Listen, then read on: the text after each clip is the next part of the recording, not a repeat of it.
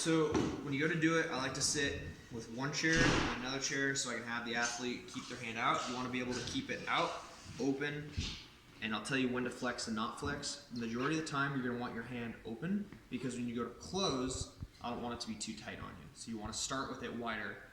So when you come in, if you start here, then you go to widen it, it's going to be too tight. So we want to keep it out as much as possible. We're going to start with, we'll start with this hand.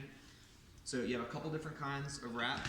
So you're going to need athletic tape and pre-wrap. Preferably, you're going to want to have gauze or similar material as well, but you can get away with pre-wrap. You just have to use a ton of it because we're going to be making a pad with this in a second. So preferably, you have all three kinds when you go to wrap hands. So the first thing I'm going to do, and we'll start, actually bring this guy in a little bit.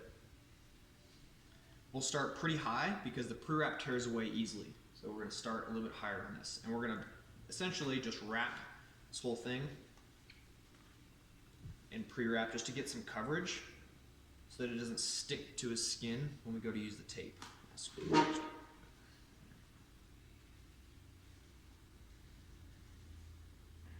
Trying to get it fairly level.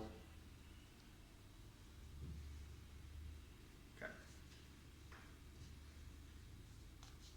All right. Now the next thing I'm going to go ahead and do is cover the wrist. When we go to do this, depending on the tension of your tape, because not all athletic tape is the same, you're going to go tighter on the top and looser on the bottom. The reason being is because you have most of the blood flow coming through on the bottom and you don't want that too tight. So as I go over, a little bit tighter on the top, looser on the bottom. And if it's too much, you can always snip it to cut and make it a little looser.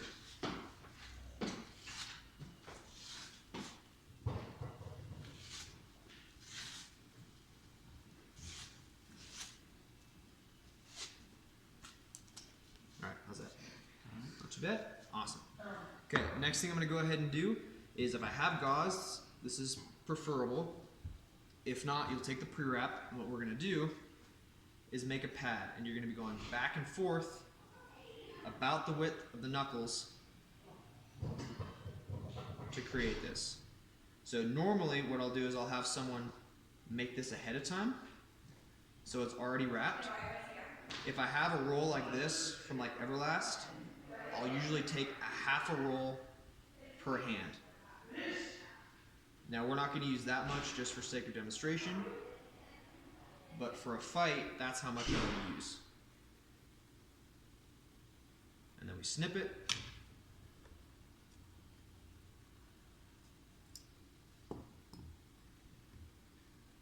Another thing you can do is just quickly wrap around the hand, pull it off, and then place it on. Same sort of thing. And we're actually going to use 2 of these per hand. So usually you have to have a couple of them or quite a bit of pre-wrap. Because the first one is for the back of the hand support, and then the second will be for the knuckles. Most regulation is you can't have anything past this knuckle here. So go ahead and make a fist. It has to be pulled back, so it can't be sitting down too far. Okay. So for us, this is going to be the back of the hand first. You want most of the support, like I said, on the knuckles and on the back of the hand. So go ahead and just get it covered to start with.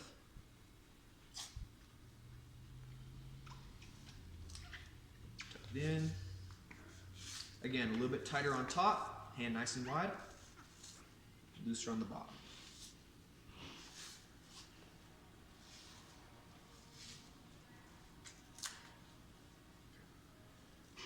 I usually put a few right on the top just to hold everything there, just to keep it in place. Then we're going to do our second one, and I'll just, to make this easier, keep it nice and wide. We'll just go around a few times and then pull it off.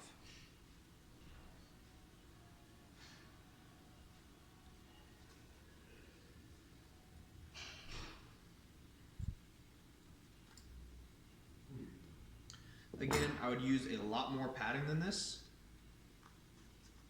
but just for sake of demonstration, we use a little bit less. Different organizations have different standards for exactly how much tape and gauze you can use. For our fight promotion, usually as a whole, we'll use 1 of these per hand, about a half a roll of pre-wrap, and depending on how much tape you have, like let's say between a roll and 2 rolls of tape, depending on the size of that person's hand and how well you do it the first time. Sometimes you have to take some stuff off and re-pretty it up, because preferably everything is covered in a little bit of tape.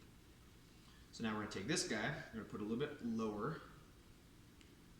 Go ahead and make a fist. And we're going to put it right here. So we want to make sure that it's not too low, so I'll check it. Go ahead and open your hand back up. Hold that in place. If I can keep tape from rolling away. Thanks, Kira. We'll put one on just to hold it. Make a fist. Pull this down. And we're going to do a horseshoe. Starting at the back of the wrist. All right, pull it back here. Make sure the wrist is straight. Bring it on around. Fold our gauze down.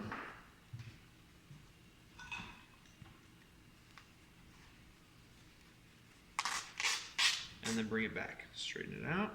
Good. Make that fist again. And hold. Okay.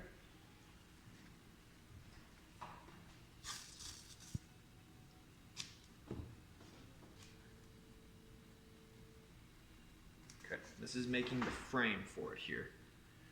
Okay. Open it back up.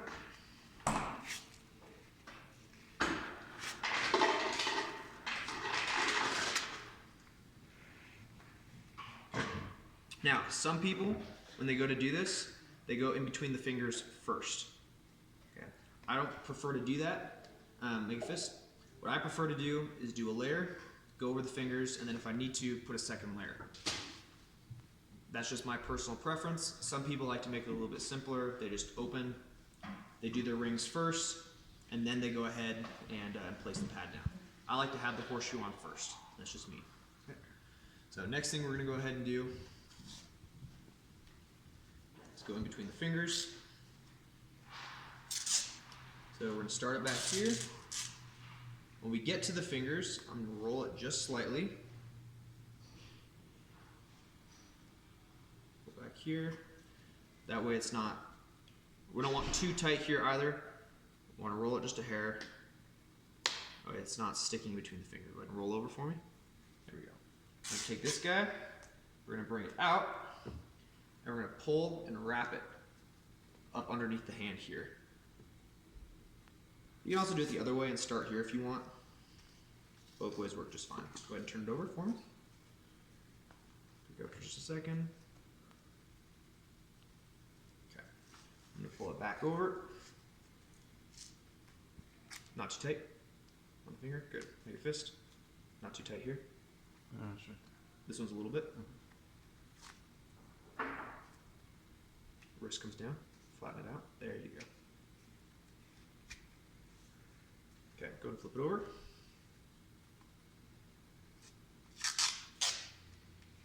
Hook it in. Okay, turn it over. Make a fist. Wrist comes down a little bit. Just a hair. There you go. And then back up. Because we want to make sure it has a little bit of give. We don't want it so tight that it hurts. But we do want to have a little bit of support there. Okay, next thing we do is go over the top of this guy, hold it in place, go ahead and turn it over for me. Tuck in a little bit, turn it back over. Good. So now we want to secure everything in the back. The horseshoe piece, usually called a stirrup, we want to secure that on the top. Again, tighter on the top, looser on the bottom. How's that feel pressure-wise? It's all right. That's good? Awesome. Okay, turn it back over. Now, I usually just tear the pre-wrap out here. Some people like having more thumb support. So if we are going to do some thumb support, we can go over that here. I usually take a little bit of pre-wrap.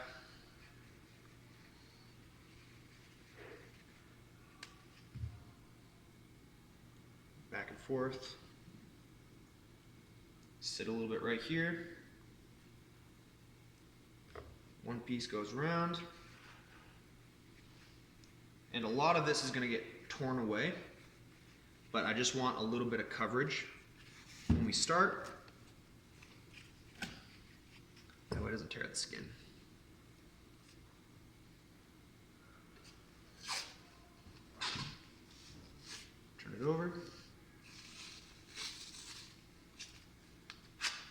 pretty much everything now on the back of the hand is going to be in an X formation. Go ahead and turn it over.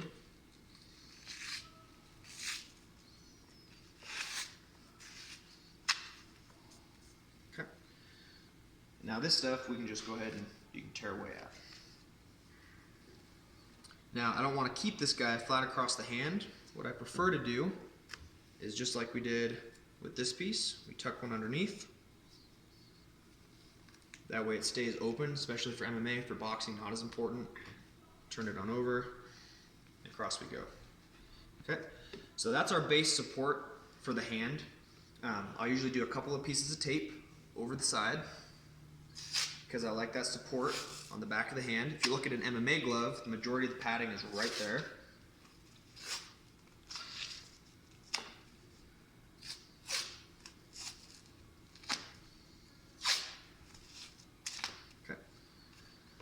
And with a thicker pad for competition, we usually use a little bit more and it'll stick up slightly higher. Totally fine. Now we're going to go over it. We're going to basically pretty it up now. Make sure everything's covered. I'll turn it over here. Tuck this guy into the wrap on the side of the hand.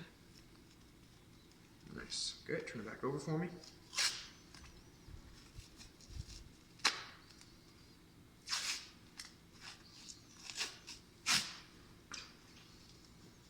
Again, lighter across the underside, a little bit tighter on the top of the side, on the top of the wrist here.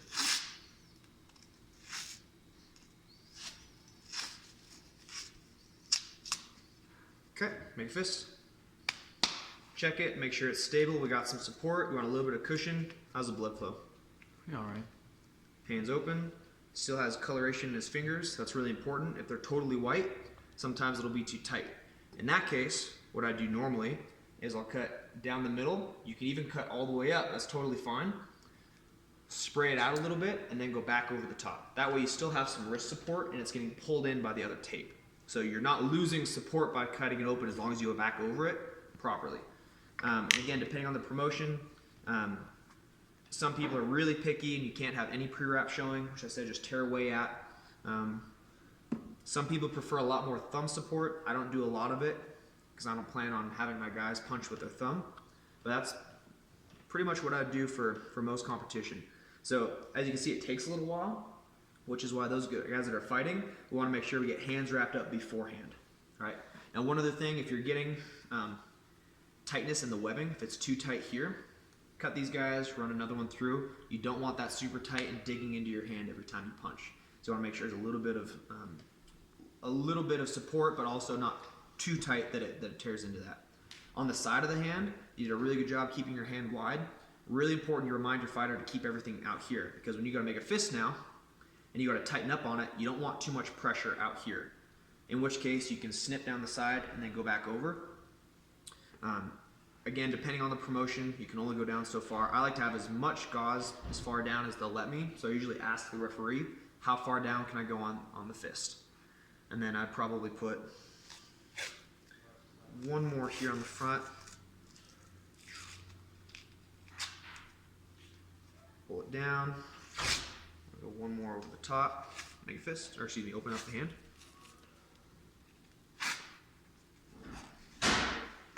So it's pretty clean now. It's not going to catch on stuff. Go ahead and turn it over for me. Tuck this back in. The big thing is if you leave a lot of stuff hanging and open, you got to put it in your glove. It can come apart, or if you're warming up and you don't have the glove on for a while. Because a lot of times in a promotion, once this is here, because a lot of times the referee has to watch you wrap the hands and make sure you're not putting stuff in here and stuff like that outside of regulation.